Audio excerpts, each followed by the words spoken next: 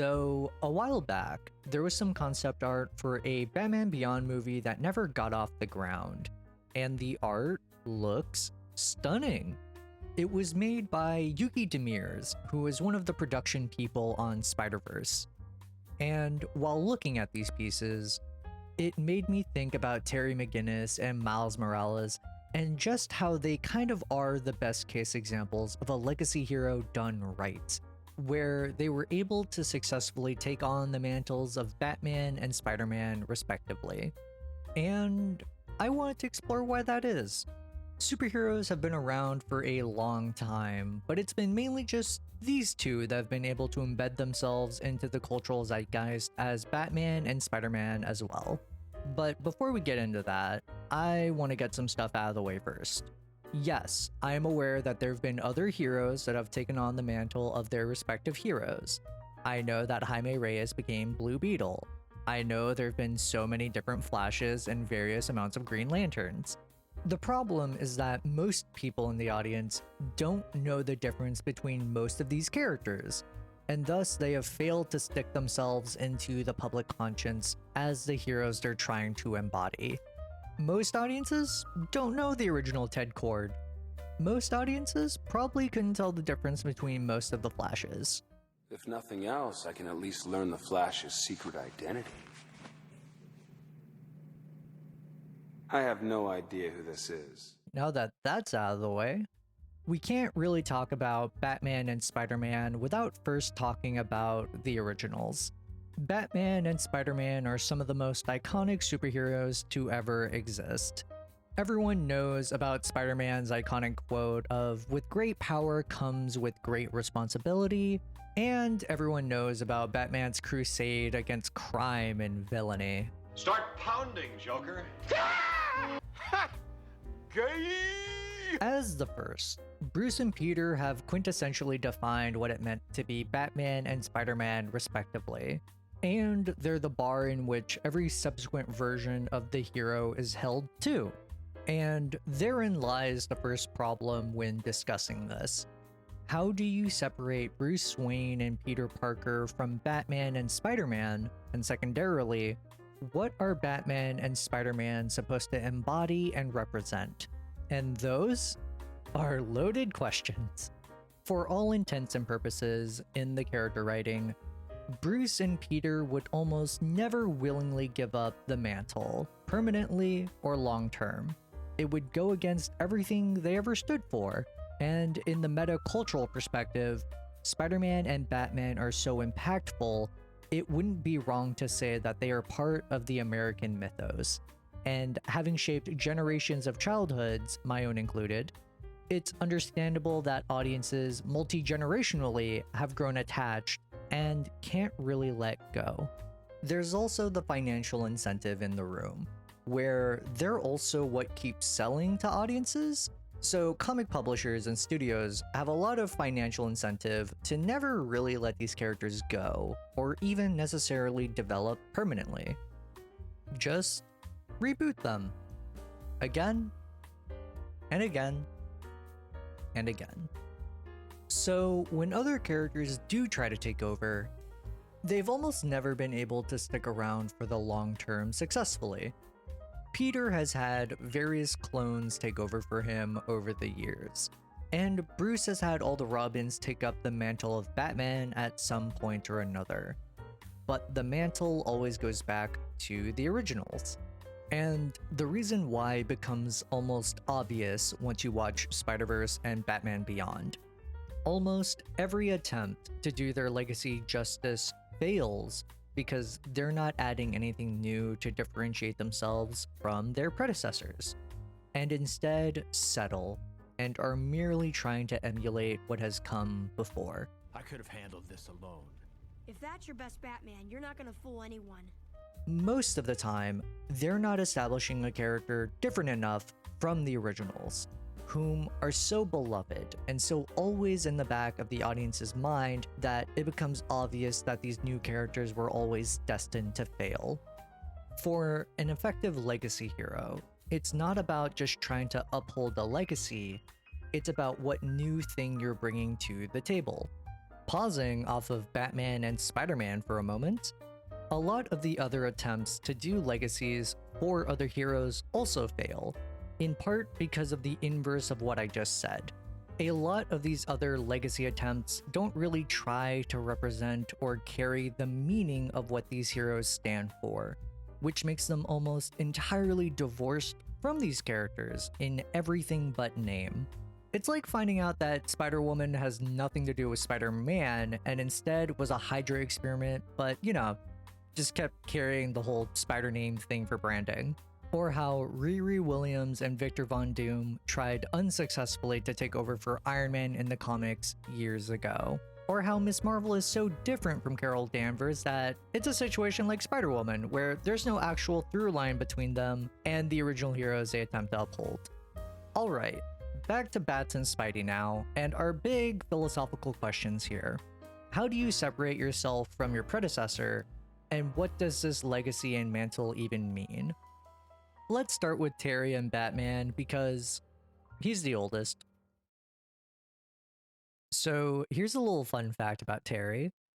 When the series was first being created, they took a lot of inspiration from Spider-Man in creating him and that teen Batman type story, which I think is great. Like, something spiritually here is like a through lining, and I think that's neat for this video. Anyway. I've been thinking about something you once told me. And you were wrong. It's not Batman that makes you worthwhile. It's the other way around. Never tell yourself anything different. So, when the conversation of who is best going to uphold the mantle of Batman, most people tend to look at the Robins. And while they all have been Batman at one point or another, they don't really stick around for the long term. Meta discussions aside that Bruce Wayne's Batman sells comic books, I think narratively it wouldn't be right for any of the Robins to take over for Batman in the long term, nor would Bruce really want them to. For all of them, Bruce is literally their father figure. He is the man that they model themselves off of and what they aspire to be. Stepping in to fill his shoes and to forever live in that huge shadow is a lot to ask of anyone. I always wanted, expected to grow up and become him. And the hero bit, I'm still all in. But that thing inside of him, the thing that drives him to sacrifice everything for the sake of his mission, that's not me. I don't want to be the Batman anymore. They see Bruce, and they see what he stands for, and understand why he's needed, but in the process, they become a sort of facsimile of him, which understandably fails to set them apart from Bruce to the audience on that meta level. So the fact that each of the Robins go on to forge their own identities is much more narratively satisfying for both them and Bruce. And it also sets the stage for Terry, who does not have the same type of reservations they do. Terry, meanwhile, already has a good starting base and sense of identity. He doesn't model himself after Bruce or Batman, and that's important when creating a new character. Terry from the offset is a punk kid delinquent who has a good heart and willingness and agency to do the right thing. That suit is not yours. You had no right. Somebody had to do something, and you sure weren't about to. Terry is different from Bruce in so many ways. From the beginning, he was undisciplined, he's rowdy, and respectfully, You don't quite have his magnificent brain, for instance. all these things you think would be flaws, a detractor from him being Batman. You're out of your league, McGinnis. I know every trick the original Batman and Robin knew at their peak. Maybe. But you don't know a thing about me. You? What's to know? You're a punk, a rank amateur. All these ideas about what makes a good Batman, Batman, the world's greatest detective, a skilled fighter and martial artist, the epitome of cool, calm, and collected. a lot of these things, Terry is not. Not even a little bit. And that's a good thing. It becomes part of Terry's strength narratively. He differentiates himself so heavily from Bruce, and thus Bruce's Batman, that he's able to stand independent from Bruce. He's a punk. He's got a smart mouth. He's willing to fight dirty. What are you doing? Fighting dirty. The real Batman would never... Told you you didn't know me. How is he so fucking hot? And here's an important thing that I think gets assumed but never gets explicitly said. To carry a legacy means to not diminish it, but this line of thinking ends up in an almost worship-like state. It can't be defiled. It can't be changed. It must be maintained, which is what leads to an intense desire to emulate what has come before. And that's the wrong approach when trying to write a legacy hero. I think in truth, it's to see it for what it is, and to know what you are holding. It doesn't mean to worship it, it doesn't mean to put it on a pedestal, it means to see it for what it is, warts and all. And that's something I think a lot of people lose sight of as they grow to love something more and more. Rose-colored glasses and all. Beyond the bats that Bruce took inspiration from to eventually become Batman as a child, beyond the fear that he seeks to strike into the heart of Gotham, is a deep beating heart for other people, for humanity, to prevent what happened to him from happening to anyone else. When you remove the gadgets and gear, the cool Batmobile and the Batcave, and you earnestly look at who Bruce Wayne is, and who and what Batman is, and the purpose for Batman's existence, you see an earnest goodness and faith and care for humanity that gets easily lost amongst the toxic masculinity and hyperviolence that a lot of media likes to take Batman. And that goodness, that care for humanity, Terry has that in spades. You don't quite have his magnificent brain, for instance. You do have his heart, though. And for all that fierce exterior, I've never met anyone who cared as deeply about his fellow man as Bruce Wayne. Except maybe you. Alright, let's talk about Spidey now.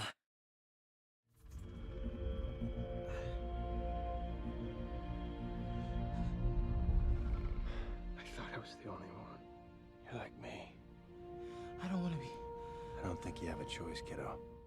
You've all heard of Spidey. You've all probably seen Uncle Ben get shot. You've all heard about the great speech with great power comes great responsibility. And, you know, you've seen Spider-Man fight a predator.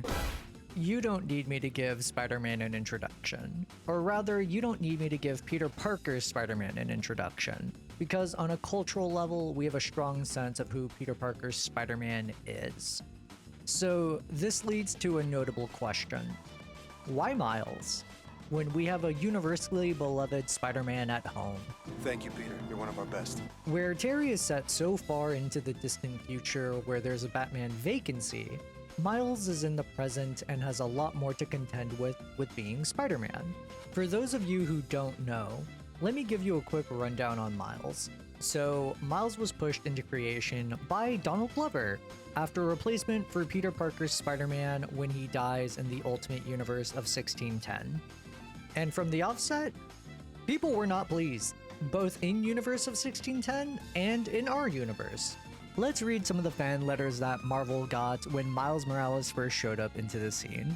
In the distant year of 2011.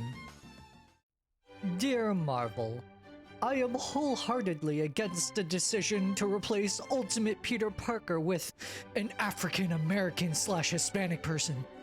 I am extremely disappointed and offended that you killed off one of your greatest characters of all time for the sole reason of diversity. It not only pushes many readers away, but in a complete insult to the character of Ultimate Peter Parker himself. You had so many characters to choose from, and there is absolutely no justification for this drastic change. I will definitely not keep reading Ultimate Spider-Man and feel that I wasted my hard-earned money on Ultimate Comics Fallout number 4. Jimmy Champagne. What the hell did you guys do to Spider-Man? Who is coming up with these ideas and storylines? Really? You had successfully pushed me over to DC full-time. I grew thoroughly, enjoying the great Marvel comics. But now, I don't know. Things are not in balance in the universe, Marvel or otherwise. Unless Peter Parker comes back in the old red and blue, I will never touch another Marvel comic. A formerly happy Marvel true believer. Douglas Maxfield. Sorry, replacing Peter Parker as Spider-Man makes as much sense as replacing Superman. Too iconic of a character and it can't be done. I have nothing against a character in his own right, but in my honest opinion, you should have given him his own costume, his own name, his own story, not stolen Peter Parker's identity to give him one. It's poor end for Parker, one he doesn't deserve. I've been reading Spidey for most of my life, and I am not a kid anymore. But I won't be reading Spidey anymore, in any incarnation now. Sorry. What you guys did to him and MJ was bad enough. I don't know what they did to MJ. Like the fools over at DC who want to recreate Superman sans Lois? It's just not going to fly. Wait, what's going on? There are a lot of comic characters you can pass the torch with. Those are why people love certain concepts. Wait, what? And these were the ones that they were comfortable with publishing, guys. But yeah, cries of hysteria broke out about Miles' character being a bastardization of what came before, and that he would never be Spider-Man. Until he did. Like, what's up, danger? Like, what's up, danger? Oh, I still get goosebumps. It's good. Very good.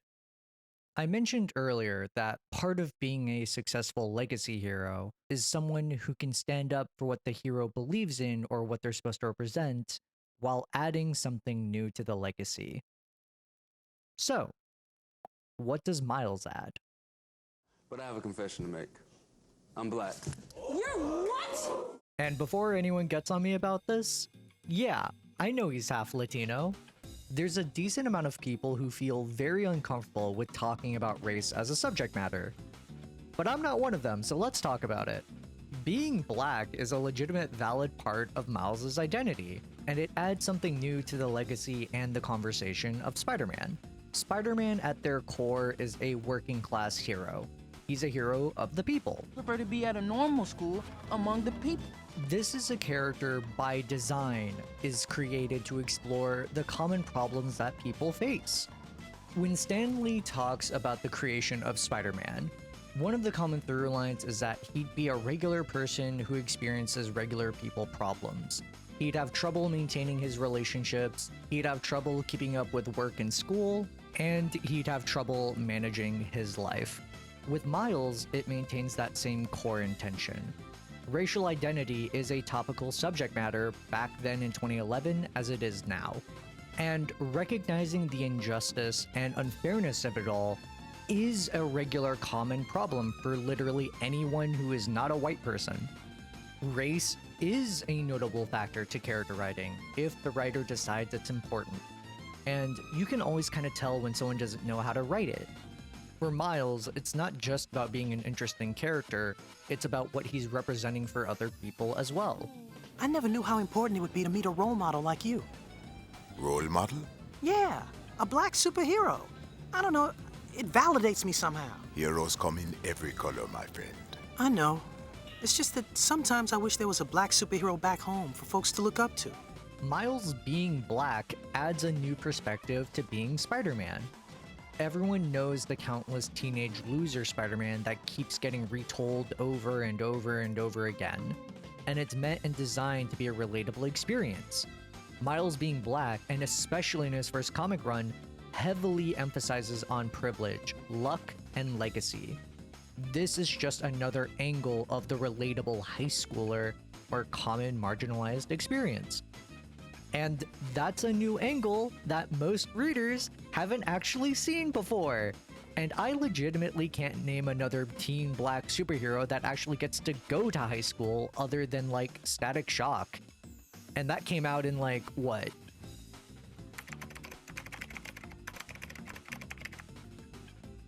Jesus. When most people think of Spider-Man, they think about the quipping, the web slinging, the great power equals great responsibility speech. But that's just looking at the surface level of what makes Peter Parker's Spider-Man. When you remove all the Peter Parker elements, you are left with something much more profound and simplistic. You know one of the greatest things about Spider-Man's outfit, his costume? What? He is completely covered. So any kid could imagine he's Spider-Man because no color of the skin shows.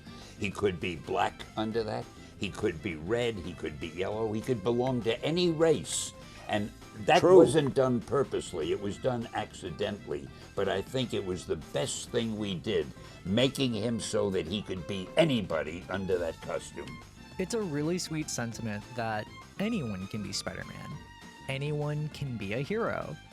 It's so beautiful and so simplistic, and I don't know, man, like, yeah. And Miles gets to embody all of that. He gets to add his story to the Spider-Man legacy.